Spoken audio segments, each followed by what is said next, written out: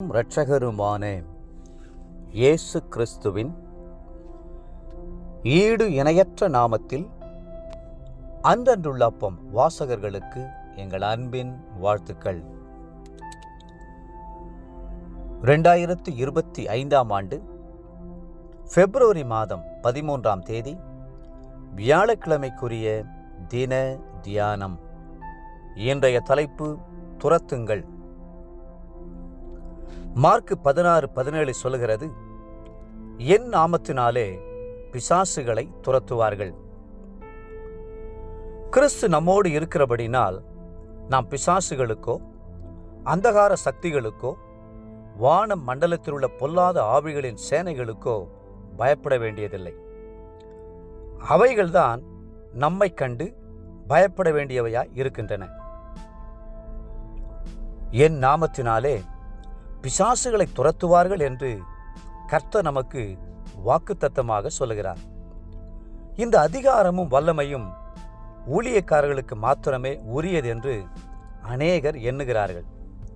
அப்படி வேதம் சொல்லவில்லை. கர்த்தருடைய நாமத்தை விசுவாசிக்கிற ஒவ்வொருவருக்கும் இது உரியது என்பதை நாம் மார்க் 16:17 அறிந்து கொள்ளலாம்.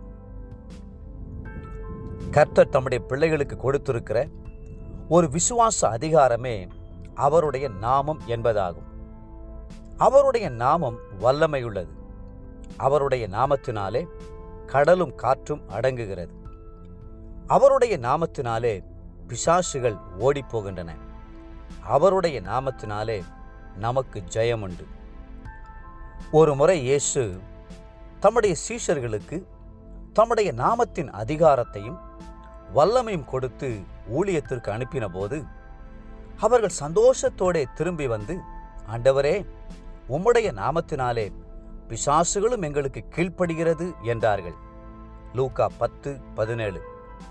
முதல் முறையாக சீஷர்கள் கர்த்தருடைய நாமத்தை உச்சரித்து அவருடைய நாமத்தை உபயோகித்து பிசாசுகளை அடக்கின போது பிசாசுகள் கீழ்ப்படுகிறதையும் ஓடி போகிறதையும் சீஷர்கள் கண்டு ஆச்சரியப்பட்டார்கள்.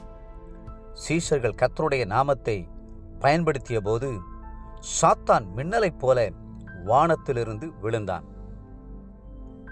வேதம் சொல்கிறது, லூக்கா 10:19, இதோ சர்ப்பங்களையும் தேள்களையும் மிதிக்கவும் சத்துருவனுடைய சகல வல்லமையும் மேற்கொள்ளவும் உங்களுக்கு அதிகாரம் கொடுக்கிறேன், ஒன்றும் உங்களை சேதப்படுத்த மாட்டாது. இயேசுவின் நாமத்தில் வானோர் பூதலத்தோர் பூமியின் கீழானோருடைய முழங்கால் யாவும் முடங்கும்படிக்கும் பிதாவாகிய தேவனுக்கு மகிமையாக இயேசு கிறிஸ்து கர்த்தர் என்று நாவுகள் யாவும் அறிக்கை பண்ணும்படிக்கும் எல்லா நாமத்திற்கும் மேலான நாமத்தை அவருக்கு தந்தருளினார். பிலிப்பியர் 2ஆம் அதிகாரம் 10-11 வசனங்கள். ஒரு வீட்டில் சிறுவர்களில் ஒருவன் தொந்தரவு செய்யும்போது மற்றவன் அப்பாவிடம் சொல்லிவிடுவேன் என்று சொல்லுகிறான். உடனே குறும்பு செய்கிறவன் அப்பா என்ற சொல்லை கேட்டதும் பயந்து அமைதியாகி விடுகிறான். ஒரு வீட்டில் திருடன் திருட வரும்போது போலீஸ் வருகிறது என்று சொன்னால் போதும் அந்த திருடன் பயந்து ஓட்டம் எடுக்கிறான். அதுபோலவே நாம் கிறிஸ்துவின் நாமத்தை சொல்லும்போது பிசாசுகள் பயந்து நடுங்குகின்றன. ஏன் நடுங்குகின்றன? காரணம், வானத்திலும் பூமியிலும் சகல அதிகாரத்தையும் பெற்றவராக கிறிஸ்து இருக்கிறார்.